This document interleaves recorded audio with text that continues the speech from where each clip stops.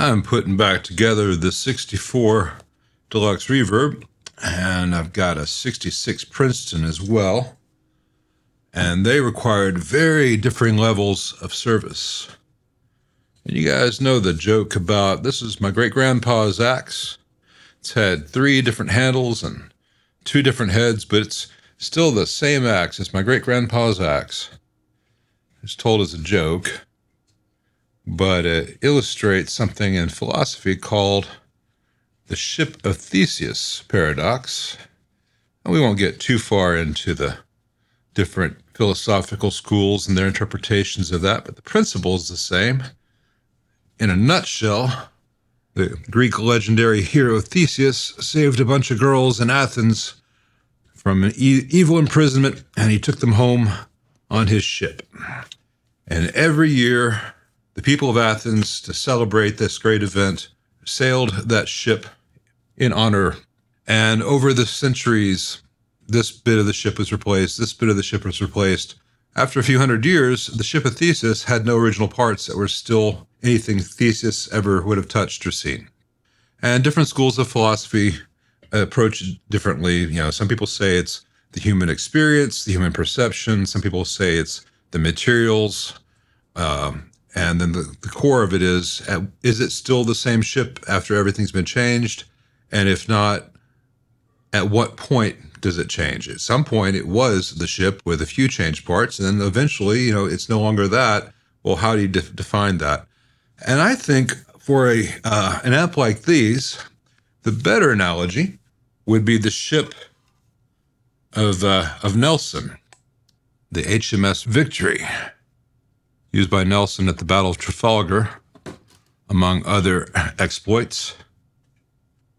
Because just in regular use, those ships of the Navy during the Napoleonic Wars went through a lot of wear and tear. Even aside from the great battles, they would lose masts, they would lose rudders. The sails deteriorated just from weather. The rigging would deteriorate from weather. Things were replaced all the time. It was part of the design. And the ships were designed to have these things replaced. And certainly by the time the Battle of Trafalgar took place, Nelson would have been sailing with very different sails and riggings and masts than he started out with. And during the battle, all that would get shot to hell, and cannons were blasting it. And if you go see the ship today, it's still docked and you can tour it, and great chunks of it are still the original bits of the ship, and big chunks of it have been replaced because it was all shot to hell, just as it was when Nelson was using it. And so I don't think that the Ship of Theseus argument is really that important for vintage amps. I think, is it still a ship? Is it still seaworthy? Does it still serve its primary intended role? And has the quality necessary been maintained during all those changes?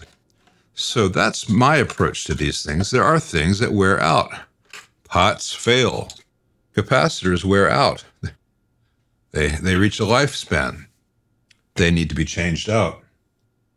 And that doesn't mean that it's no longer the thing that it was intended to be, or that it no longer sounds as it intended. None of us here, as far as I know, and if you have one, you're holding out on us, has a time machine. We cannot go back to Fullerton in 1964 and play one of these just as it left the factory, just as it rolled off the last bench and got signed off on.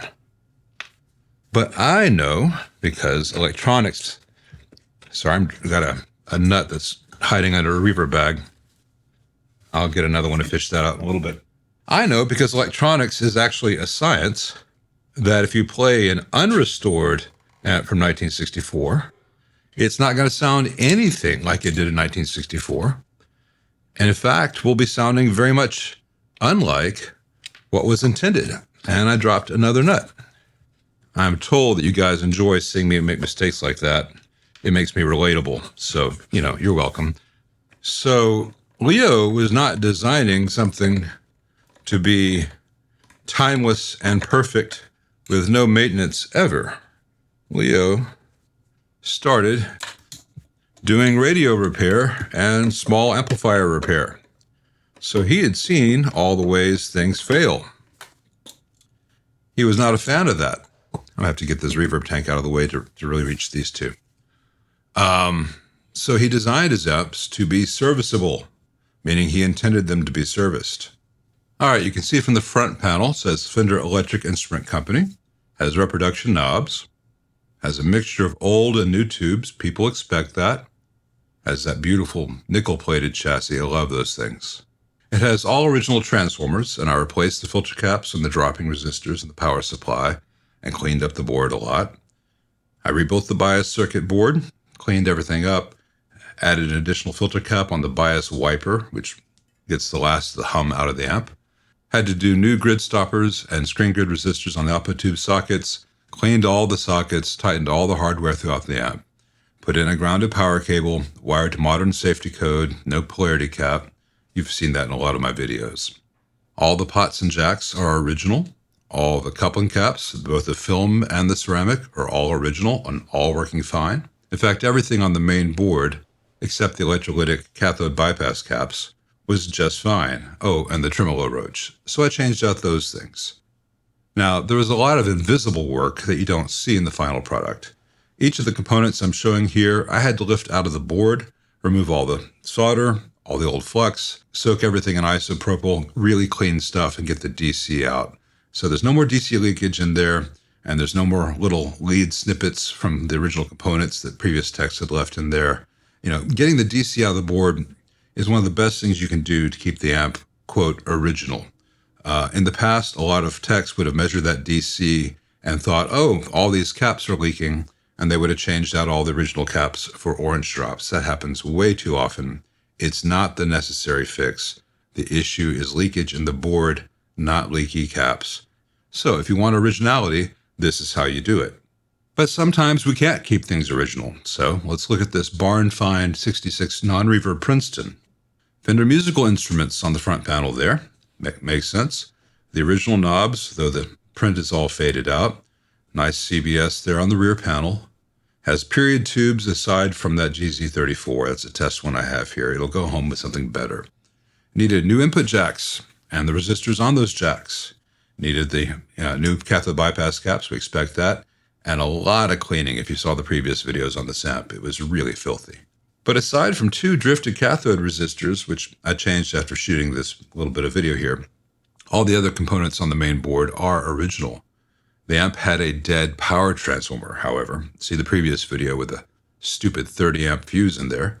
So I had to put in this Habor, and this Habor was a universal supply. So you'll see what I did with the extra primary taps in just a minute. I rebuilt the bias supply board and put in a bias trim pot so you can adjust it. And since the multi-section can caps on the market kind of suck, and they were always a budget option from Fender, only the Champ and the Princeton had them, I put in a small tag board and used these modern radials. These are rated for 10,000 hours at 500 volts at 105 degrees Celsius. I like to think that Leo would be smiling.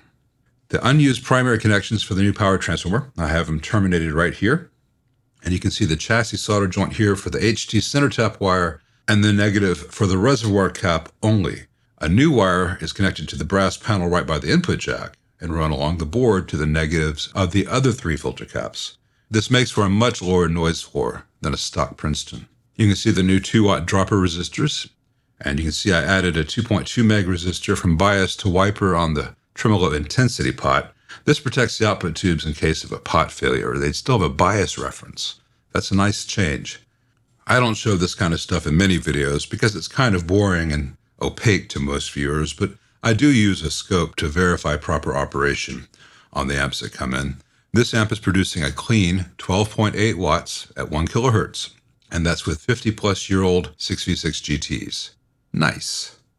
So I've got this speaker installed here. I've got to get my vacuum out to get all the dust bunnies out of here and see if this reverb tank is working. I have my suspicions it may not be. May just need a better cable too. We'll find out. But anyway, so the 64 looks more original. The 66, someone's going to call me a butcher on that Princeton. You be the judge. Here's what the Princeton sounds like and what the 64 sounds like.